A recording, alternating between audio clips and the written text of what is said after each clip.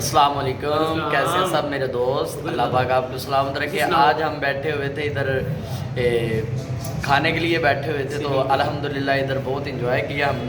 मैं हूँ और मेरे बहुत ही प्यारे मेरे भाई आबद बशीर कादरी साहब, और हमारे साथ ही बहुत प्यारे हमारे भाई हाफिज नजीब कादरी साहब, जो कि बहुत खूबसूरत सना खान है सरकार के। हम अल्हम्दुलिल्लाह तीनों भाई अल्हम्दुलिल्लाह सरकार के सना खान हैं, तो सरकार की सना खानी करते हैं जी। तो इंशाल्लाह आपको एक एक हम शेर भी सुनाएंगे, मियाँ साहब का सुनाएंगे, तो इंशाल्लाह मज़ा आएगा आपको भी। तो मैं शुरू करता हूँ। बिस्मिल्लाह जी। ले रहमत दामी पा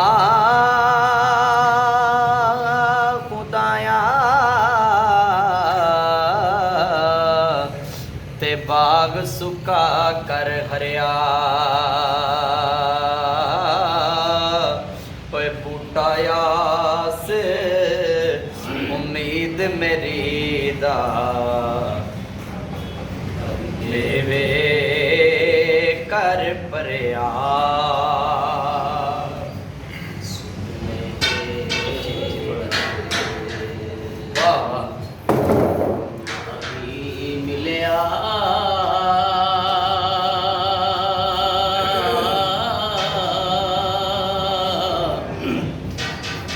हो सुपने दे विच मैनू मागी मिलिया,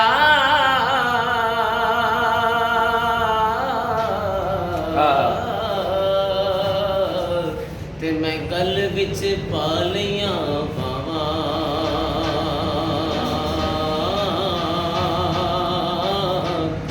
डर दी मारी ना खोला, डर दी मारी ना खोला, किते फिर बिछड़ ना जावा,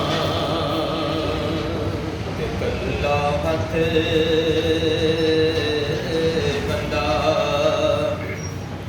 कल्ला हथ बंदा तो नहीं सकदा,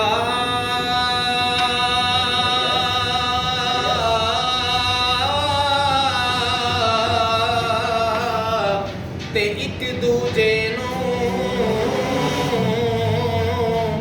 दोंदा,